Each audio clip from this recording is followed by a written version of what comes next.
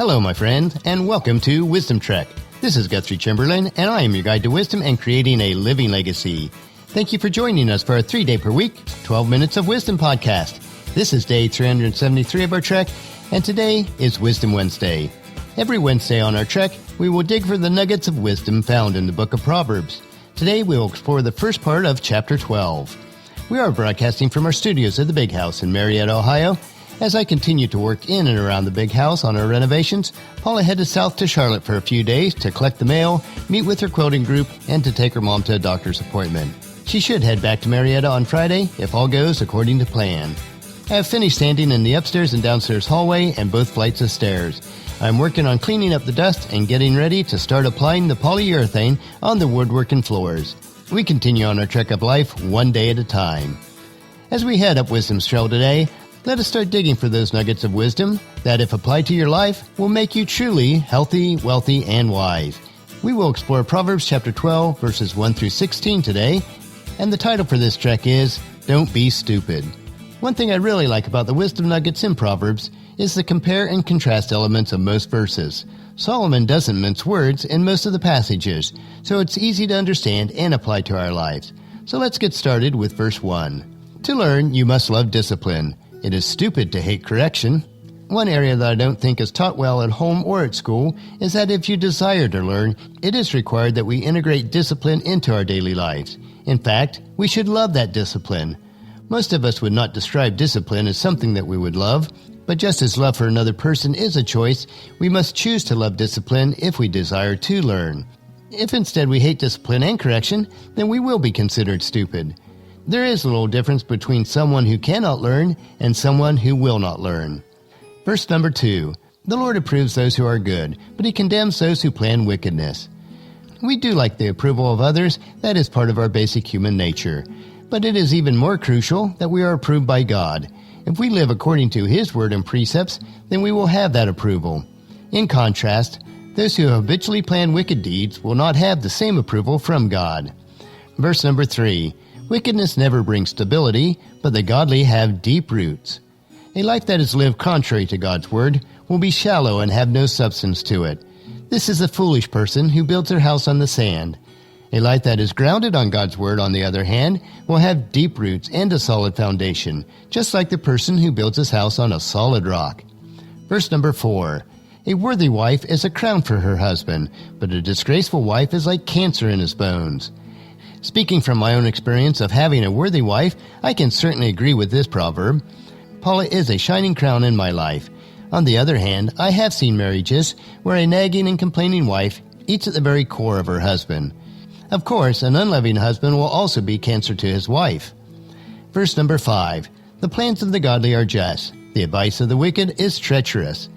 When you are able to obtain counsel from those who have high moral integrity, you will know that their advice and plans will be fair, both to you and the person giving the advice. This is not true of a selfish, proud, and wicked person. Beware of accepting their advice, or you will be tricked into their schemes. Verse number 6. The words of the wicked are like a murderous ambush, but the words of the godly saves lives. Wicked people cannot be trusted. When you least expect it, their words of advice will turn on you, your plans, and will cause you harm. On the other hand, you know when somebody has your interests in mind because it will be life-giving. Verse number 7. The wicked die and disappear, but the family of the godly stand firm. This verse is the very heart of creating and living your legacy each day.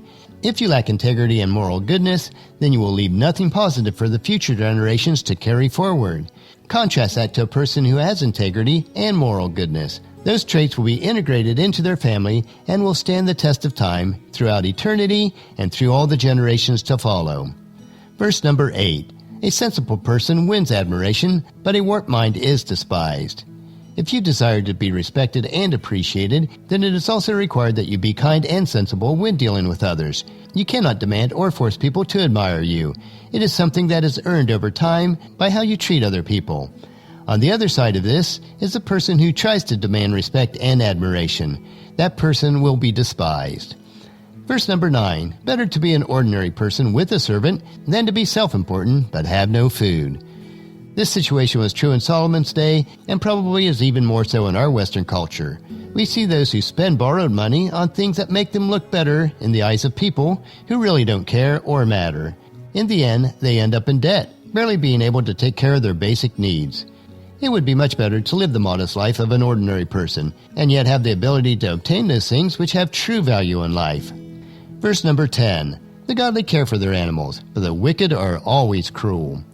Those who honor God will treat all living creatures with care and respect. Those who do not honor God will not only be cruel to their own animals, but also to their family and friends. Verse number 11. A hard worker has plenty of food, but a person who chases fantasies has no sense. There's no substitute or trade-off for working hard. If we consistently work hard over a long period of time and do not spend our money foolishly or borrow money for that which is not a necessity, then we will always have the ability to pay for those items that are life's necessities. When you really analyze your spending, you will realize that there are very few things we spend money on that are really necessities. If a person chases every get-rich scheme on the market, they are not only senseless, but are always poor in so many ways. Verse number 12. Thieves are jealous of each other's loot, but the godly are well-rooted and bear their own fruit. When you try to obtain wealth through illegal or unethical means, then you will always be jealous of someone else who has slightly more. The good and the godly person remains on solid ground, realizing that the only lasting wealth is obtained by planting and harvesting during the correct seasons of life. Verse number 13. The wicked are trapped by their own words, but the godly escape such trouble. A common trait among those who practice evil is that they talk too much. In doing so, their evil intent will be found out, and they will be trapped by what they said. A wise and godly person only speaks when they have something worthwhile to say. They only speak the truth, so they will not be trapped by their lies. Verse number 14. Wise words bring many benefits, and hard work brings rewards. A wise person will speak few, but wise words. They will benefit both themselves and others through this discipline. The same wise person realizes that there is a direct correlation between working hard and the rewards that can be obtained by doing so. Verse number 15. Fools think that their own way is right, but the wise listens to others. Foolish people are usually talking so much that the only one that they really convince is themselves. A truly wise person will spend most of their time listening and analyzing what is being said and will only speak when it is appropriate to do so. And verse number 16. A fool is quick-tempered, but a wise person stays calm when insulted. A foolish person is immature and impatient. They will get angry because they do not get their own way. In contrast, a wise person will listen, consider the source, and remain calm. They have enough confidence in who they are that they do not need to express anger when insulted by foolish people. The nuggets on today's trail are plentiful indeed. If we take time to listen to them, have the discipline to learn their lessons, and speak only when appropriate, then we will indeed be on the trail for gaining more wisdom. What do you struggle with in what we learned on today's trek? Take some time to apply these truths to your life. One great way to do this is to remember to be faithful to the Proverbs 31-day challenge. For each day of June, read the chapter in Proverbs that corresponds with the day of the month. In less than 5 minutes per day, you can take your daily wisdom supplements, which, if repeated each day, will truly make you healthy, wealthy, and wise. Our next trek will be Philosophy Friday, where we will continue on the trails of the cycles and seasons of life. I have some great information to share, so you won't want to miss it. So encourage your friends and family to join us, and then come along with us on Friday for another day of Wisdom Trek, creating a legacy. That will finish our trek for today. Just as you enjoy your doses of wisdom, we ask you to help us to grow Wisdom Trek by sharing it with your family and friends through email, Facebook, Twitter, or in person when you meet with them, and invite them to come along with us each day. If you'd like to listen to any of the past daily treks, they are available at wisdom-trek.com. And don't forget to subscribe to Wisdom Trek on iTunes, Spreaker, Stitcher, SoundCloud, iHeartRadio, and Google Play so that each day's trek will be downloaded to you automatically. The journal for today's trek is available at wisdom-trek.com. Thank you so much for allowing me to be your guide, your mentor, but most importantly, you are my friend, as I serve you through the Wisdom Trek podcast and journal. As we take this trek together, let us always live abundantly, love unconditionally, listen intentionally, learn continuously, lend to others generously, lead with integrity, and leave a living legacy each day. This is Guthrie Chamberlain reminding you to keep moving forward, enjoy your journey, and then create a great day every day. See you on Friday.